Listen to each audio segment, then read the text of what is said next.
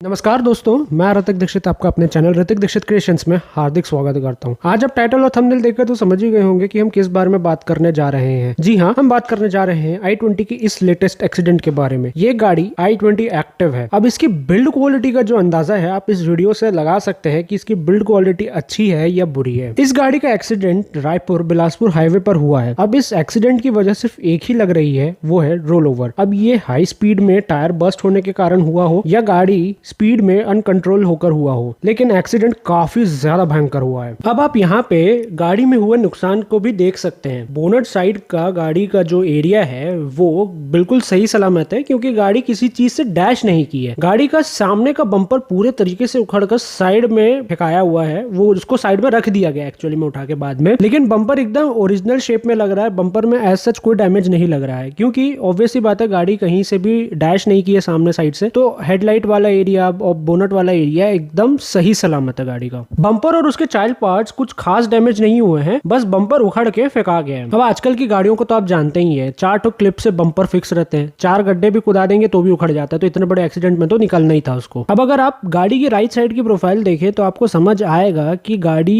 यहाँ से roll over के वक्त सबसे ज्यादा हिट की है। तभी आप देखोगे पूरा ए पिलर और रूफ नीचे दब गया है, और साथ में जो डोर है वो भी काफी ज्यादा बेंड हो गया है। इंटीरियर में अगर आप देखेंगे तो काफी ज्यादा सब इधर उधर बिखरा हुआ आपको दिखेगा, और कांच के काफी ज्यादा टुकड़े अंदर सीट और फ्लोर पर पड़े हुए आपको मिलेंगे, जिससे आप ये समझ सकते हैं कि पैसेंजर्स को काफी ज्यादा चोट तो सिर्फ कांच की वजह से ही आ गई होगी। आपको सीट पर काफी ज्यादा खून दिखेगा। अब ये नहीं पता कि पैसेंजर्स ने सीट बेल्ट पहनी भी थी या नहीं पहनी थी। अगर पहनी थी तो रोल ओवर के वक्त ज्यादा इंजरीज नहीं आई होंगी, क्योंकि वो अपनी गर्दन के बल पर नहीं फेंकाए होंगे, क्योंकि जब गाड़ी अपसाइड डाउन होगी तो आप ऑब्वियसली अपनी गर्दन के बल पे नीचे छत पे गिरेंगे। अगर सीट बेल्ट पहना होगा उनने तो ये आप सोच सकते हैं कि वो सीट बेल्ट की वजह से नीचे एकदम से नहीं गिरेंगे जर्क से, तो गर्दन में उनके चोट नहीं आएगी। लेकिन आप अंदाजा लगा सकते हैं कि अगर उनने सीट बेल्ट नहीं पहना होगा तो क्या ही हो सकता है उनके साथ में। अगर किस्मत अच्छी रही होगी तो बच सके होंगे, नहीं तो ये एक्सीडेंट काफी ज्यादा खतरनाक था। लेफ्ट साइड का डोर पूरे तरीके से स्क्रैच डेंट सब हुआ है। इस डोर को देख के एकदम ऐसा लगता है कि इस गाड़ी को कुछ ज्यादा दूर तक रगड़ा गया है। मतलब ये गाड़ी को देख के ऐसा लग रहा था जैसे गाड़ी काफी ज्यादा स्पीड में रोल ओवर हुई है और उसमें काफी दूर तक घसटाई है। और तभी आप देख सकते हैं कि जो डोर के जस्ट ऊपर वाला रूफ वाला एरिया है वो पूरे तरीके से घसटा हुआ दिखेगा। दरवाजा जो है लेफ्ट साइड का वो पूरे तरीके से घसटा हुआ दिखेगा। साथ में रूफ रेल भी पूरी ऐसी लगती है कि बहुत दूर तक रगड़ाई है गाड़ी। ये सब चीजें आपको बहुत क्लियरली दिख रही होंगी। हालांकि दोनों साइड के जो सामने के दरवाजे हैं उनमें डैमेज है, लेकिन गाड़ी का जो दरवाजे हैं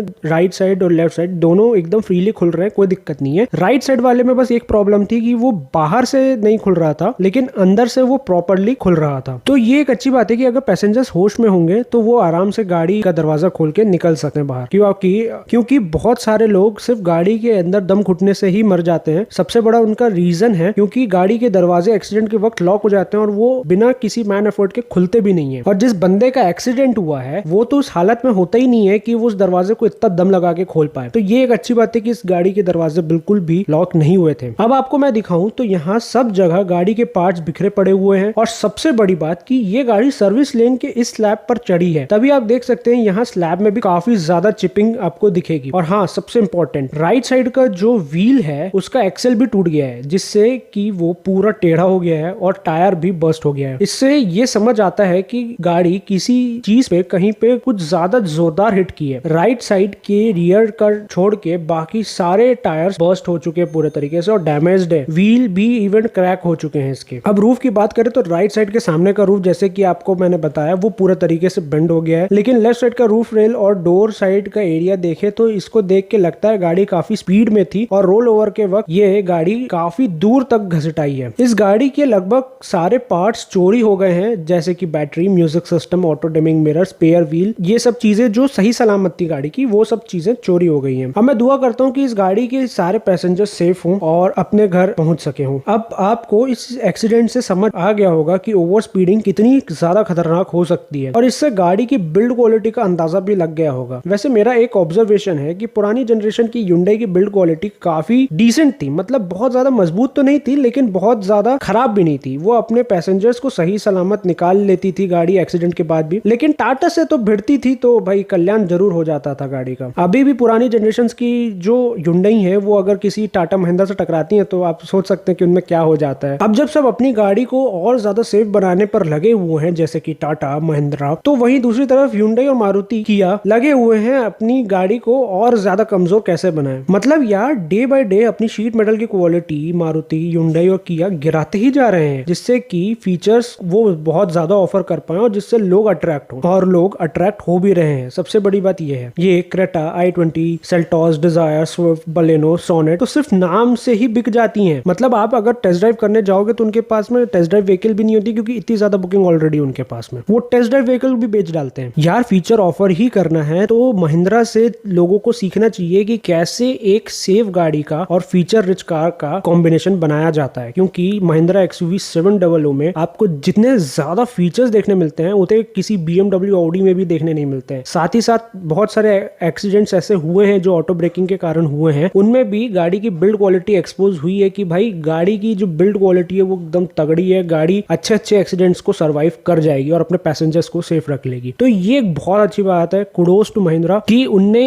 इतनी तगड़ी रिसर्च की गाड़ी बनाने में और इतनी सही चीजों को इम्प्लीमेंट किया। जो भी महिंद्रा XUV 700 लेना चाहते हैं, मेरी तरफ से बिग थम्स अप है भाई, बहुत सही चॉइस है आपकी। बस ये है कि वेटिंग पीरियड बहुत ज्यादा गाड़ी में। एक समय था जब हम BMW, ऑडी, मर्सिडीज के उदाहरण देते थे कि भाई गाड़ी हो तो ऐसी हो, और आज का एक समय है जब यही सब कंपनीज और यही सब लोग आज उदाहरण देते हैं कि अगर गाड़ी बनाना सीखना है तो इंडियन ब्रांड से सीखो, जैसे कि टाटा महिंद्रा से।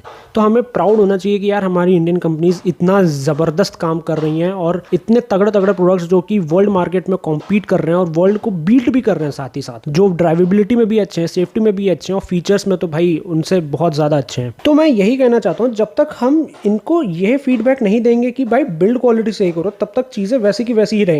अगर ये तब भी नहीं सुधरते हैं तो इनके प्रोडक्ट्स को नहीं लेना चाहिए, तभी शायद सुधार हो। क्योंकि कुछ कंपनीज है जैसे कि फोक्सवैगन, टाटा, महिंद्रा, इनका मेन फोकस ही बिल्ड क्वालिटी है और ये इनका मार्केटिंग स्ट्रेटेजी भी है। अगर आप आज की डेट में महिंद्रा और टाटा की गाड़ियां देखेंगे, सब में लिखा रहता है India safest car, India safest car. मतलब ये इनकी एक मार्केटिंग स्ट्रेटेजी है, ये लोगों को अपनी सेफ्टी के कारण अट्रैक्ट करना चाह रहे हैं, ना कि ज्यादा फीचर्स देके। और ये सब पॉसिबल हुआ है आप सब की वजह से। अगर आप सेफ कार को पसंद नहीं किए होते या आपने सेफ गाड़ियों को प्रायोरिटी नहीं दी होती तो शायद ये भी अपना मोटिव बदल के फीचर्स की तरफ कर लिए होते। जो आज इनकी मार्केटिंग स्ट्रेटेजी सेफ्टी है वो फीचर की तरफ शिफ्ट कर लिए होते कि भाई हम फीचर देंगे तभी बिकेंगे। इसीलिए जो है ये सब का सब यूजर के ऊपर डिपेंड करता है, जो बायर्स होते हैं उनके ऊपर पूरा का पूरा मार्केट डिपेंड करता है कि वो कैसी चीजें चाहते हैं अपने मार्केट में, वो उस चीज की डिमांड करने लग जाएंगे। जैसी डिमांड बढ़ेगी तो सप्लाई भी ऑब्वियसली वैसी चीजों की बढ़ जाएगी। मैं उम्मीद करता हूँ आपको ये चीजें समझ में आई होंगी। इन शॉर्ट में यही कहना चाहता हूँ,